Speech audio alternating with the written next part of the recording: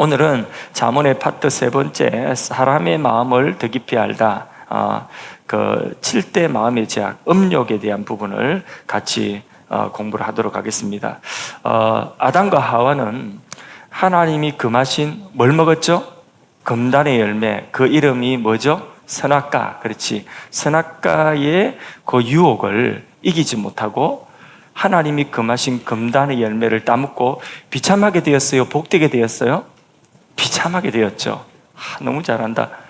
아간은, 성경에 나오는 아간은 눈앞에 있는 금덩이를 보고, 그 누런 금덩이를 보고는 그 탐욕을 이기지 못하고 그 탐욕을 따라서 금덩이를 몰래 취해서 하나님 앞에 거짓말을 하는 것 때문에 그 아간이 비참하게 되었을까요? 아니면 복을 많이 받았을까요? 비참하게 되었습니다. 광야의 이스라엘 백성들이 모압 여자들이 화장하고 나와가지고 이게 맛있는 기름진 음식과 술을 차려놓고 그렇게 그 광야에서 40년 동안 먼지 먹고 살아왔던 그 이스라엘 백성들 앞에서 이 모압 여자들이 막 그렇게 향수 뿌리고 나와가지고 막 기름진 음식과 술과 이런 진미를 놓고 있을 때에 그때에 그 유혹에 빠져가지고 음행에 빠지고 그리고 또 우상숭배까지 했습니다. 그래서 그 이스라엘 백성들이 비참하게 되었을까요? 아니면 축복을 받았을까요? 비참하게 되었습니다. 자, 그래서 오늘 본문에도 이방 여인의 모압 여자들의 유혹과 같이 이방 여인의 홀이는 말에 홀리지 말고 그의 아름다움을 탐하지 말라, 이렇게 경고가 나옵니다. 음행의 유혹에 넘어가지 말라, 이런 경고의 말씀입니다. 한번 따라합시다. 음행. 예. 음행의 유혹에 넘어가지 말라. 예. 본문에 악한 여인의 유혹, 또 그 악한 여인을 이방 여인이다, 이렇게 또 표현하기도 하고, 또 그 여인을 음란한 여인이다, 이렇게 표현하기도 하는데, 악한 여인이나 여기 나오는 이방 여인이나 음란한 여인이나 다 한 가지입니다. 성적인 유혹이 되는 모든 남자, 여자로 다 적용하면 될 겁니다. 그래서 이런 성적인 유혹이 되는 이성의 유혹은 언제나 있는 것입니다. 이성의 유혹은 항상 있어요. 그런데 그 유혹이 있냐 없냐, 이건 틀림없이 있어요. 그렇기 때문에 중요한 것은 뭐냐 하면 자신의 마음속에 그 유혹을 맞이하는, 그 유혹을 반가워하고 그 유혹을 맞이하는 음욕이라고 하는 이 음욕된 마음을 다스리는 것이, 요게 중요한 것입니다. 잠언이 말씀하시는 사람의 마음 가운데 7가지 죄악이 있는데, 분노, 시기, 교만, 탐욕, 식탐, 그리고 게으름, 그 다음에 음욕입니다. 오늘 마지막 음욕인데, 음욕은 예쁜 사람을 보고, 멋진 사람을 보고, 이야 예쁘다, 이야 멋지다, 자, 그런 마음은 들 수 있어요, 없어요? 있죠. 원빈이 나타났다 해보세요. 원빈이도 좀 옛날 사람입니까? 요즘 근래에 누군지는 잘 몰라요. 얼마 전에 저를 누구 닮았다고 이렇게 했는데, 그 기분은 좋았는데 또 잊어먹었어요, 이름을. 예? 뭐라고요? 주지훈 닮았다고 했는데 동의를 안 하시네. 저도 주지훈 누군지 모릅니다. 어쨌든 멋진 사람이 나타나고 정말 예쁘고 아름다운 그런 그 여성이 나타나면, 그러면 그런 사람에게 눈길이 가고, 연예인들이, 우리는 인천공항에 있으니까 막 왔다 갔다 하는데, 그런 사람들을 보면 그러면 이야 참 멋지다, 참 잘났다, 이렇게 그런 마음 들 수 있습니까 없습니까? 그런 마음 들 수 있습니다. 그런데 저 사람을 나의 소유로 삼고 싶다 하고 그 사람이 성적인 대상으로 그렇게 그 사람에게 그런 마음을 품는 것은, 그것은 죄라고, 그게 음욕이라고 하는 그런 죄입니다. 자, 그래서요, C.S. 루이스라고 하는 분은 이런 말을 했습니다. 흔히 남자들이 이 음욕에 걸려서 여자를 원하는 것은, 그 여자를 원한다고 하지만은 사실은 여자가 아니라 그 여성을 도구로 한 쾌락, 그것을 구하는 것이라고 정확하게 지적을 했습니다. 진짜 사랑은 그런 육신적인 쾌락이 아니라 진짜 사랑은 자신을 온전히 내어주는 것이 진짜 사랑입니다. 예수님이 교회를 위하여 우리를 위하여 자신을 온전히 내어주신 것처럼 그렇게 자신을 내어주는 자기 희생과 헌신이 뭐냐? 그게 사랑이라고 하는 것입니다. 근데 음욕은 뭡니까? 음욕은 흔히 그 상대방으로부터 자신의 육체적인 만족을 채우기 위한 것이 그게 음욕인 것이죠. 그래서 성경적인 관점에서 볼 때 이 성이라고 하는 이 성의 목적은 쾌락이나 자기 만족이 아니라 연합을 이루는 자기 희생입니다. 자기 헌신, 자기 희생이 없는 성적인 관계는 머리 없는 몸과 같다. 팀 켈러 목사님 책에 보면 그렇게 되어 있어요. 머리 없는 몸과 같다. 그 이상하죠, 그죠? 머리 없는 몸은 그는 아주 괴물이죠, 그죠? 그와 같다는 거죠. 진정한 연합이 없다는 거죠. 몸 전체의 지체가 붙어 있을 때에, 연합될 때에 그게 아름다운 몸이 되는 거죠. 그런데 머리가 없는 몸을 생각해 보세요. 연합이 없는 몸, 각각 따라 노는 이상한 것이죠. 또 음욕에 따른 혼외의 성적인 관계는 음식을 삼켜서 욕심으로 집어삼키고 소화를 하지 않고 맛만 보는 것이다. 반드시 탈난다는 이야기입니다. 반드시 탈이 난다. 그러나 그것이 주는 당장의 유혹이 적지 않다는 것입니다. 잠언 5장 전체가 그런 내용입니다.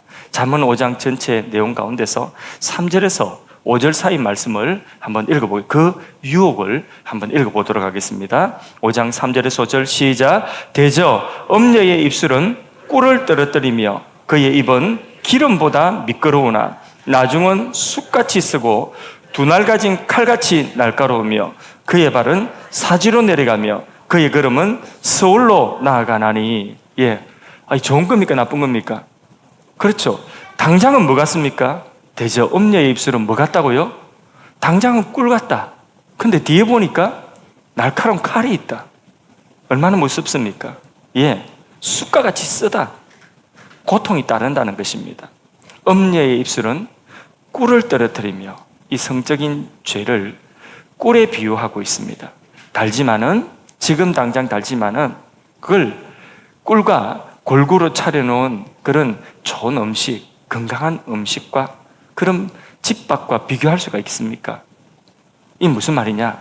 혼인 서약이 빠진 이 성이라고 하는 것은 당장의 달콤한 꿀만 같지만은 그러나 꿀만 먹고 다른 음식, 건강한 음식을 먹지 않는다면 꿀도 건강을 결국은 해치는 것이 되겠죠.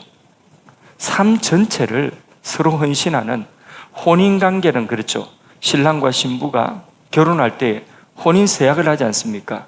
평생 서로 헌신하겠습니까? 그래서 해야겠죠, 그죠?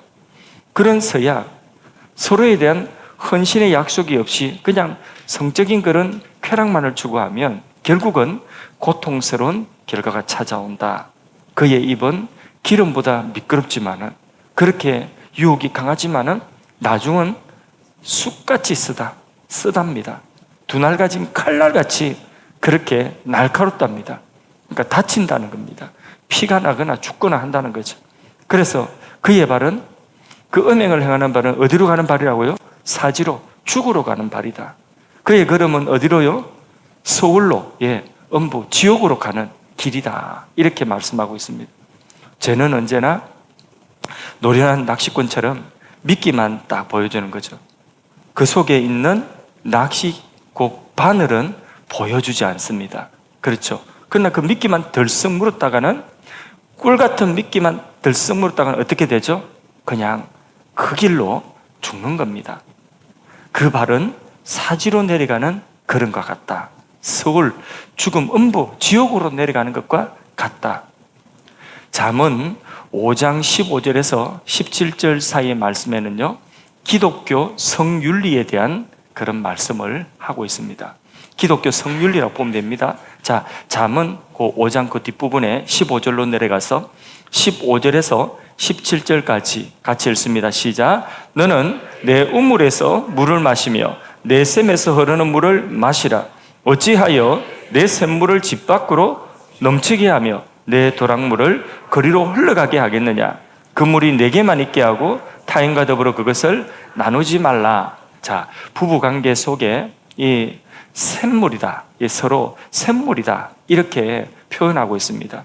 그래서 부부관계, 결혼이라고 하는 울타리 속에서 이 성이라고 하는 것은 샘물같이 시원한 것이지만은 그것이 밖으로 흘러가면 재앙이 되는 거죠. 그래서 항상 성이라고 하는 것은 어디 울타리 안에 있어야 되는 거죠? 예, 가정의 울타리 안에.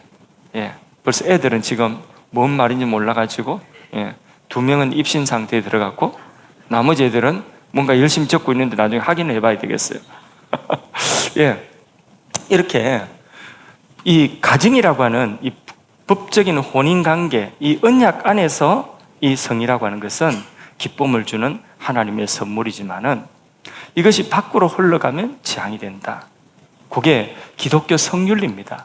그러니까 가정 외에, 부부 외에, 혼 내에 성적인 관계는 다 그것이 죄가 되는, 음행이 되는 것이다. 그게 하나님이 정하신 창조의 질서이고 정하신 계명입니다. 계명, 법입니다. 그게 기독교 성윤리라고 하는 것입니다. 앞에 음녀라고 하는 표현이 나왔죠. 음녀. 히브리어의 음녀라고 하는 이 단어는 오늘 직역하면 우리말로 무슨 뜻이냐면 모르는 여자란데, 모르는 여자. 음녀가 뭐라고요? 모르는 여자, 이런 뜻입니다. 가을에 그런 노래가 있어요. 뭐 CCM인지 찬양인지, 찬양은 아닌 것 같아요. 이런 노래 있어요. 가을엔 편지를 하겠어요. 누구라도 그대가 되어 받아주오 하는 이런 노래가 있어요. 누구라도 그대가 되어서, 나의 그대가 되어서 받아주세요. 낙엽이 쌓이는 날 아시겠습니까? 들어보셨습니까? 그러면서 뭐라고 나오냐면 후렴에 모르는 여자가 좋아요, 이런 노래가 나와요.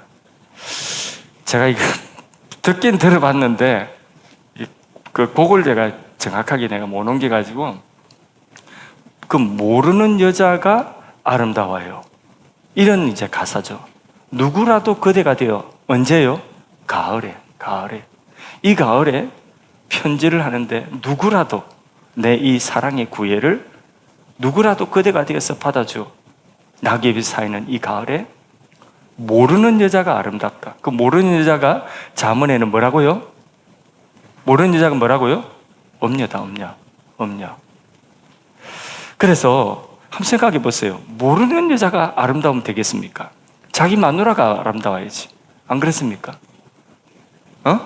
선생님은 뭐? 어떻게 생각해요?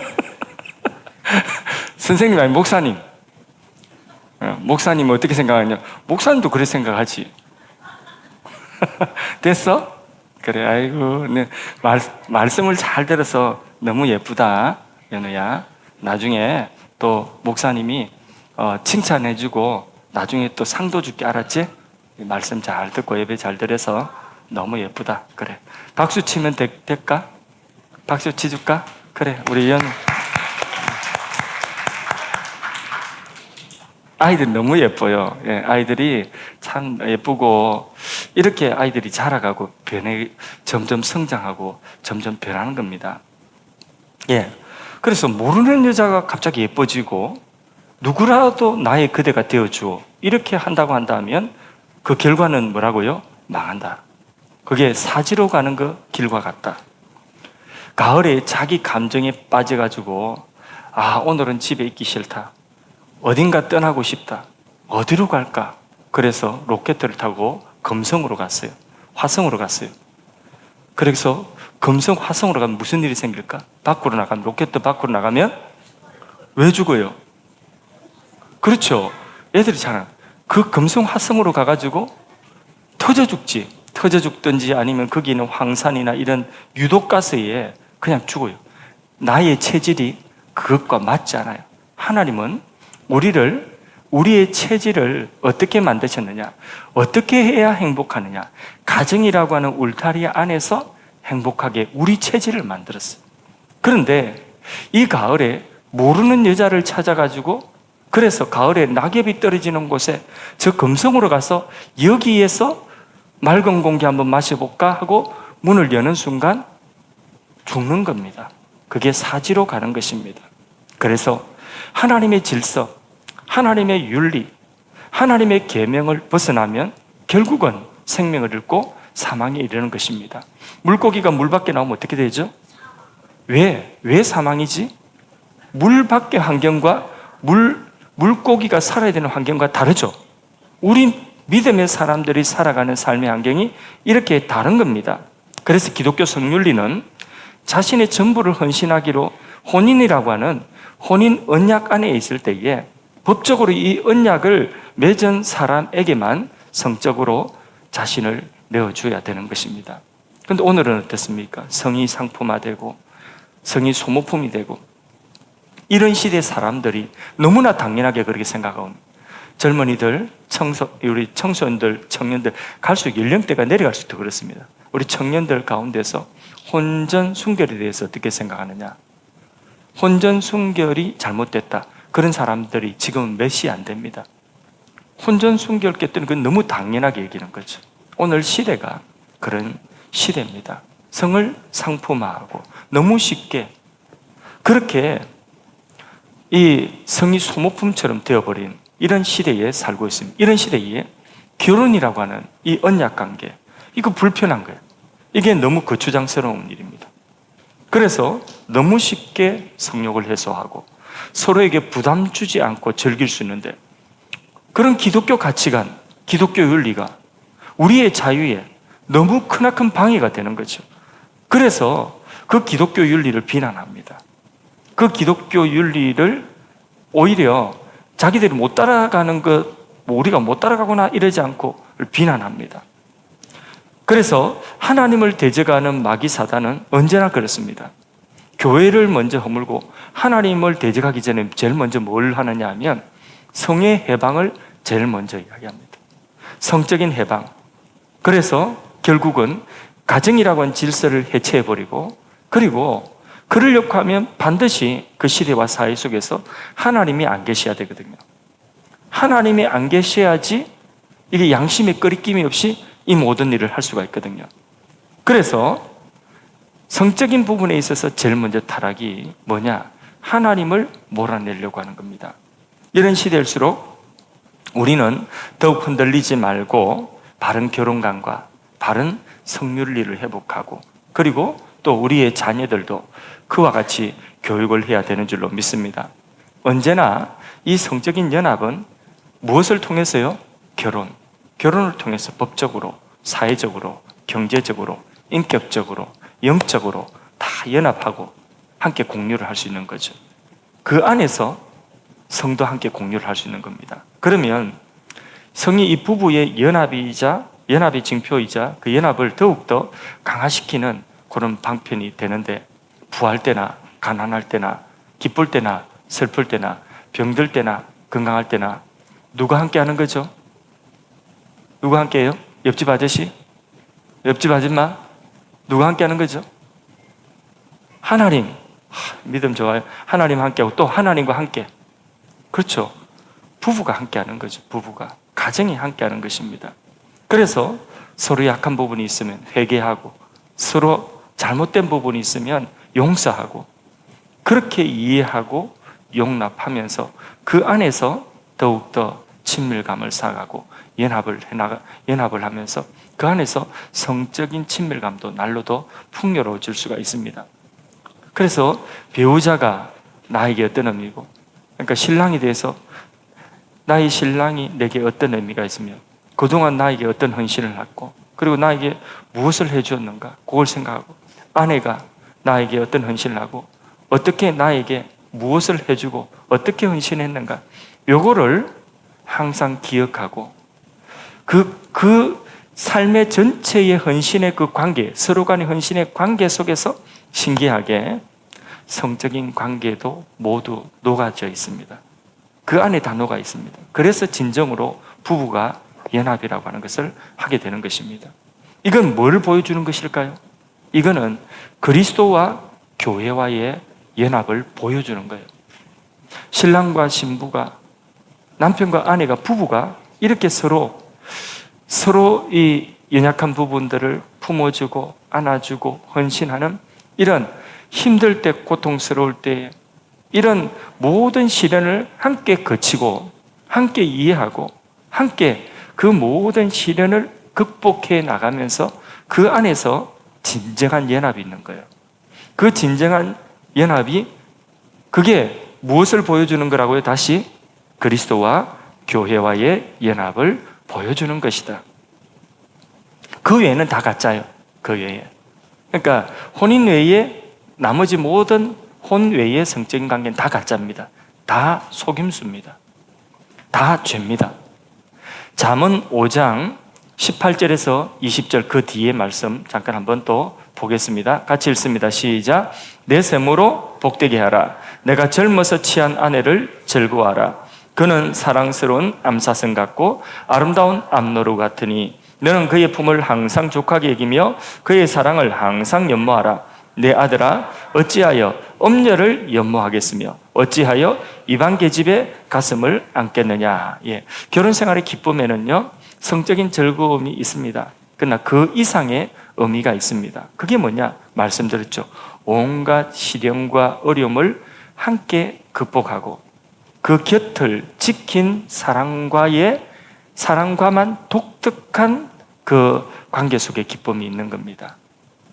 그러니까 그 외에 그 관계 밖에 있는 사람 모르는 그런 기쁨이 있는 거죠. 그래서 결혼은요, 힘들다고 그냥 관계를 끝낼 수 없는 것이 결혼 아닙니까? 그죠? 힘들어도 또 좀 더 인내하고 또 좀 더 참고 좀 더 이해하려고 하고 그리고 잘못한 게 분명하면 상대방이 잘못했다고 하면 또 용서하고 그래서 그 언약을 지켜내려고 하는 그 결혼 아닙니까? 그죠? 그죠? 그래서 그 가운데서 부부는 더 알아가고 정서적으로 영적으로 서로 더 깊이 인정하고 지지하면서 함께 성장하는 것입니다. 하나가 잘못했어요. 한쪽이 잘못하면 그 한쪽 잘못한 걸로 정지하고 단칼에 베어버리고 끝내버리면 그건 뭐 수월하겠지만 그건 너무 세상적인 방편이죠. 그래서 그 언약을 지키려고 한쪽이 이해하고 용납하고 한쪽이 또 잘못했다고 하면 그러면 그 용서하는 거죠.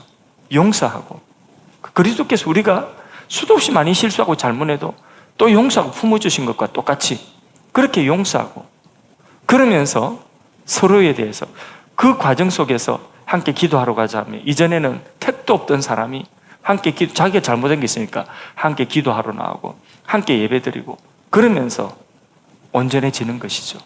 그게 부부예요. 그러니까 그렇게 해서 언약을 지키려고 그 언약을 지켜내려고 하는 그런 수고와 노력, 예, 그 안에서 그런 관계 속에서 누리는 독특한 그런 기쁨, 그 관계 속에서만 누릴 수 있는 신뢰, 연합, 그 속에서 부부가 함께 성장하는 줄로 믿습니다. 그 속에서 성적인 진정한 연합도 그 의미도 있는 겁니다. 그러나 혼외의 관계는 뭐냐? 이런 거 다 생략하고 뭐만 취하겠다는 거죠? 육체적인 만족과 쾌락, 나의 육체적인 그런 만족만 취하게, 나의 만족을 취하겠다는 거죠. 그게. 그러니까 이게 다 없어지고 헌신이 다 없는 거죠. 언약이 없는 거죠. 뭔가 지켜내려고 하는 게 없는 거죠. 그러니까 이거는 뭐냐? 성경이 말씀할 때에 독이 든 사과다. 독이 든 사과. 독이 든 사과를 먹으면 반드시 파멸합니다. 망하는 거죠. 기쁨은 잠시고 그 파멸 뒤에 오는 고통은 적지 않습니다. 그래서 잠언 6장 27절에서 29절 잠언 6장 말씀 6장도 그 말씀이고 7장도 그 말씀이에요. 계속해서 이게 너무 크기 때문에 그 말씀하고 있거든요. 잠언 6장 27절에서 29절까지 자, 독이 든 사과의 고통을 한번 보겠습니다. 한번 읽어보겠습니다. 시작. 사람이 불을 품에 품고서야 어찌 그의 옷이 타지 아니겠으며 사람이 숯불을 밟고서야 어찌 그의 발이 되지 않겠느냐. 남의 아내와 통관하는 자도 이와 같을 것이라. 그를 만지는 자마다 벌을 면하지 못하리라. 자, 보세요. 자, 불을 품게 있어요. 연우야, 불을 가슴에 품고 있어. 불덩어리를. 그러면 옷이 타요, 안 타요? 타지, 그지? 뜨겁겠지. 숯불이 있는데 붉은 숯불이 있어. 그거 가지고 숯불구이 이렇게 해먹는 그런 숯불 있지, 고깃집에. 그 숯불 위에 맨발로 서 있으면 발이 어떻게 될까? 뜨겁고 데이겠지. 아, 행복해요 이러지 않죠. 아파서 죽지. 그러니까 고통이 적지 않다는 겁니다. 기독교 윤리를 따라서 성을 부부 사이로 하나님은 제한하고 있습니다. 이거는 뭐냐면 다이어트나 운동을 할 때에 자기를 절제하는 거죠. 먹는 것도 절제하고 삶의 패턴도 절제하고, 그렇게 해서 더 건강해지는 거예요. 몸이 건강해지면 그 몸이 더 자유함을 누리는 거죠. 그런 원리라는 거죠. 진리를 알지니, 진리가 우리를 속박하는 것이 아니라 뭐라고요? 그것이 우리를 오히려 더 자유하게 한다.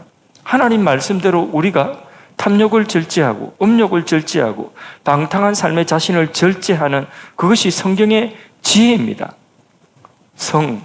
또 우리 추석 그때 수요일 날 먹는 뭐라고 합니까? 그 탐식, 잠, 운동, 일, 놀이, 말 모든 면에서 절제하고 훈련하는 사람은 점점 자아를 극복해가지고 역설적으로 그게 자기를 제한하는 것이 아니라 뭐라고요? 자기를 건강하게 해서 더 자유를 준다. 그것이 진리를 알지니, 진리가 우리를 속박하는 것이 아니라 결국은 우리에게 진정한 자유를 주는 것입니다. 믿으시면 아멘 합시다. 그래서 본 회포라고 하는 신학자는 오직 절제를 통하지 않고서는 아무도 자유의 비결을 배울 수 없다. 진정한 자유는 절제 없이 안 온다는 겁니다. 하나님이 정해주신 울타리, 그게 절제거든요. 하나님이 주신 계명, 그게 절제거든요. 그 울타리, 그 절제를 받아들여서 진정한 자유를 누릴 수 있다. 결국 우리가 우리 결심한다고 되는 게 아니거든요. 그래서 여기에 대한 능력도 동기부여도 어디에 있을까요? 무엇을 보고 우리는 동기부여받고 무엇을 보고 우리가 절제할 수 있는 능력을 우리가 가질 수 있을까요? 무엇을 보고? 주일날 우리가 다 했습니다. 예수 그리스도, 예수님을 보고, 예수님이 우리를 위하여서 자신을 절제하신 것을 생각하십시오. 예수님이 우리를 위하여서 자신을 내어주시고 십자가에서 자기 자신을 다 절제하시고 자기 자신을 다 제한하신 그 구주를 생각하며 우리는 동기부여를 받고 우리는 또 이겨낼 수가 있는 것입니다. 잠언 23장 27절에서 28절 말씀 같이 한번 읽어보겠습니다. 대저 엄녀는 깊은 구덩이요 이방 여인은 좁은 함정이라. 참으로 그는 강도같이 매복하여 사람들 중에 사악한 자가 많아지게 하느니라. 이 음녀, 방금 말씀드린 이 음욕이죠. 음욕. 그리고 음행이죠. 요거는 깊은 구덩이와 같다.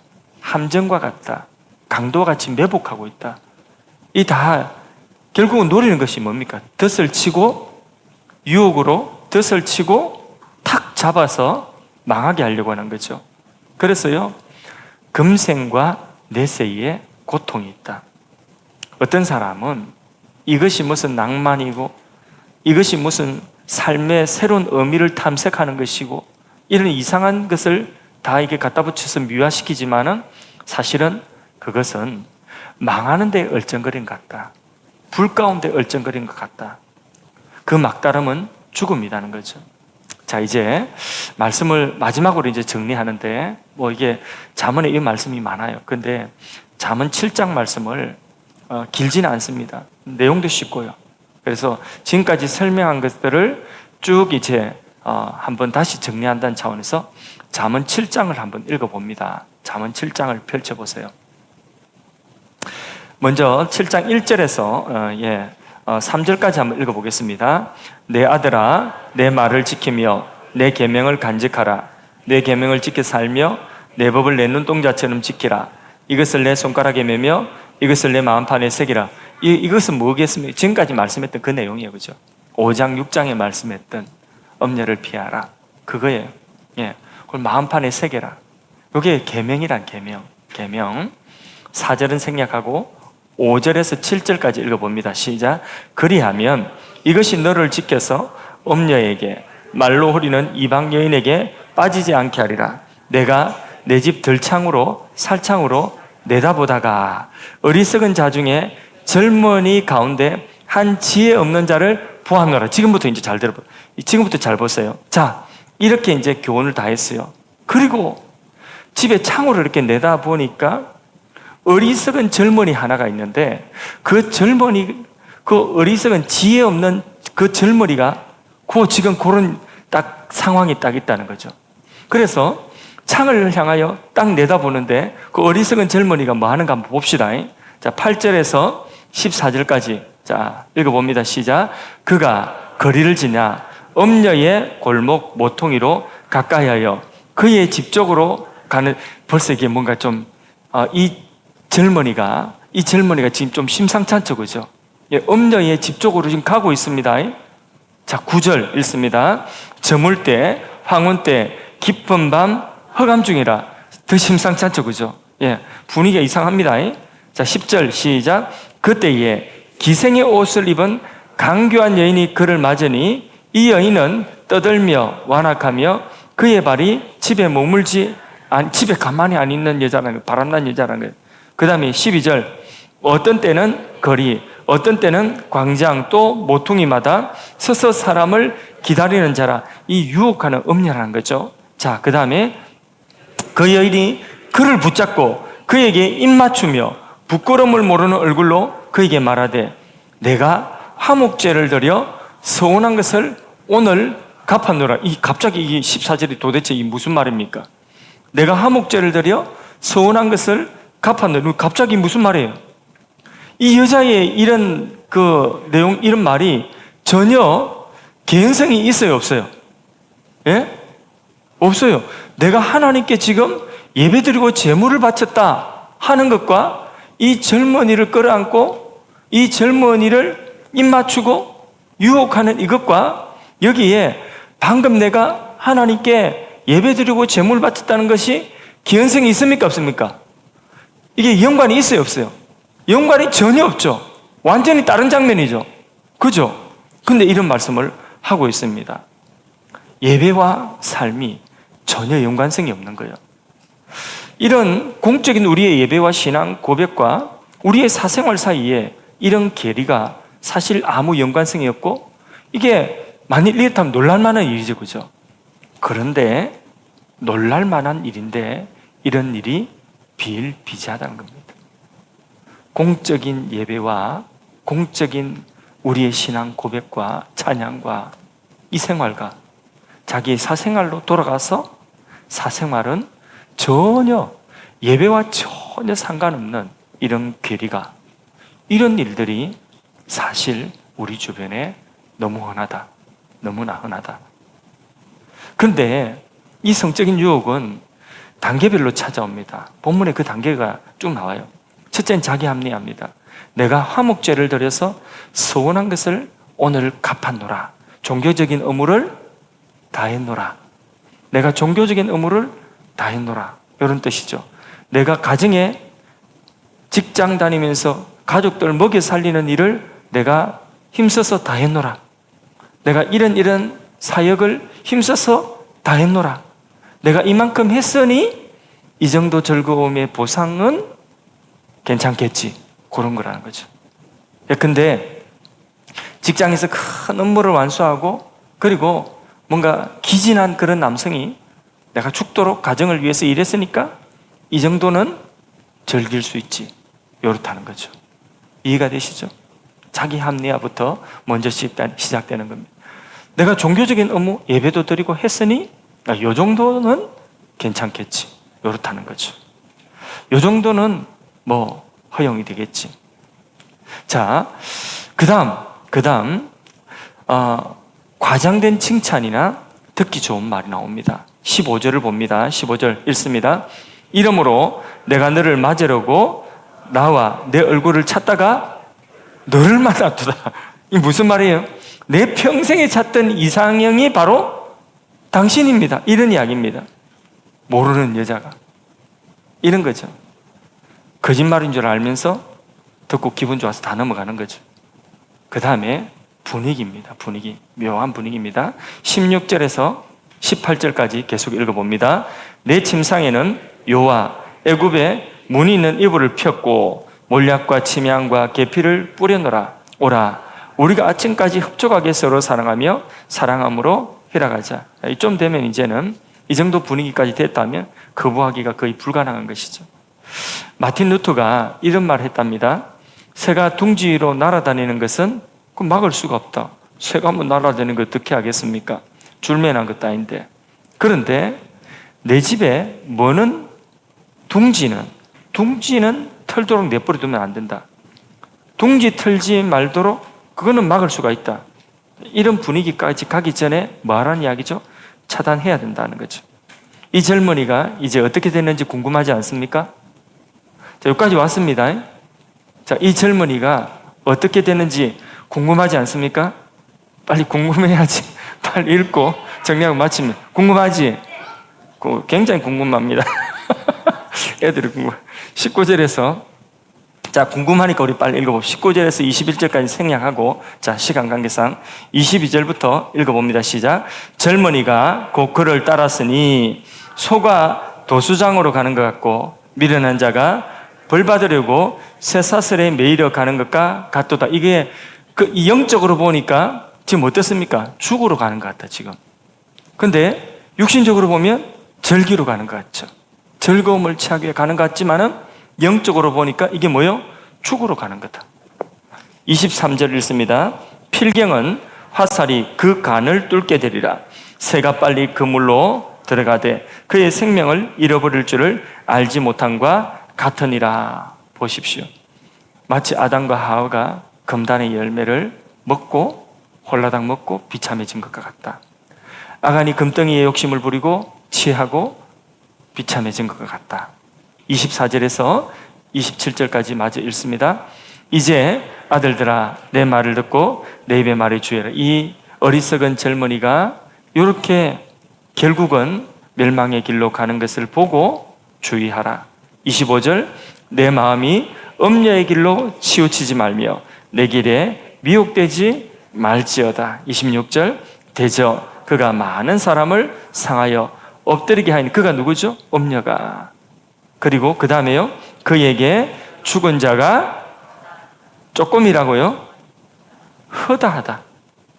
어리석은 이 젊은이뿐만 아니라 그에게 죽은 자가 허다하다. 널렸다, 널려. 이 봐라, 전부 시체다, 시체. 다 널려있다. 세상을 봐라, 이 전부 다, 이 다. 그 음료로 인하여 죽은 자가 허다하다. 예. 27절, 그의 집은 서울의 길이라 사망의 방으로 내려가느니라. 서울, 지옥이랍니다, 지옥. 예. 사망의 방으로, 멸망으로, 죽음으로 가는 길이다. 말씀을 맺습니다. 우리 앞에 많은 유혹들과 또 우리 안에도, 우리 밖에는 유혹이 항상 있다고 했죠. 우리 안에도 어쩌면 다 뿌리 뽑히지 않고 도사리고 있는 육신의 정욕, 음욕이 요게 우리 안에 있지만 요게 보이지 않고 평소에는 보이지 않는데 요게 환경을 만나면, 유혹을 만나면 반응을 할 수가 있습니다. 지금은 괜찮은 것 같은데, 믿음 좋은 것 같은데 요게 그런 환경이 주어지면 이게 외부의 유혹과 내 안에 아직 완전히 뿌리 뽑히지 않은 이 육신의 정욕이 만나서, 환경으로 만나서 딱 반응하면 우리도 어떻게 될지 누구도 장담할 수가 없습니다. 그만큼 우리가 약한 존재라는 것을 인정해야 됩니다. 이 부분에 있어서는 우리가 마음 먹는다고 쉽게 이길 수가 없습니다. 가장 좋은 방법은 뭘까요? 가장 좋은 방법은 가장 좋은 방법은 그 중국 무술에 1계, 2계, 3계 그 우리나라 태권도에 이게 딱딱이 급수가 있듯이 중국 무술에 36계라고 하는 게 있습니다. 36계가 뭐죠? 36계가 도망가는 겁니다. 피하는 겁니다. 요거 누가 제일 잘했냐면 성경에 누가 제일 잘했죠? 요셉. 보디발의 아내의 유혹 앞에서 요셉이 요 권법을 잘 쓴 거죠. 그러니까 이런 상황에 찾아가지 말아야 돼요. 이런 장소와 이런 대상을 가까이 하지 않는 것이 가장 큰 그게 무기입니다. 그리고 항상 생각하십시오. 하나, 어쩔 수 없이 그런 대상, 그런 상황에 맞닥뜨렸다고 한다면 한 가지 생각하십시오. 그 음욕을 제어하지 못했을 때에 따르는 그 파멸의 결과 고통이 어떨 것인가?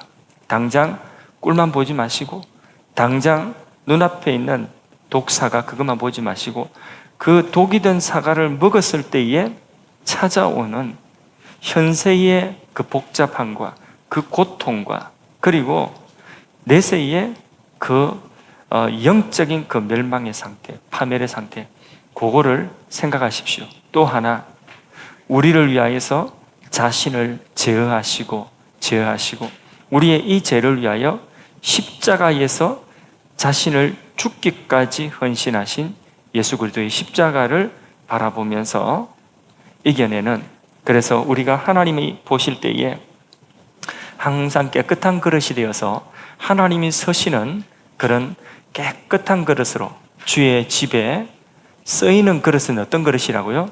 깨끗한 그릇이 쓰임받는다.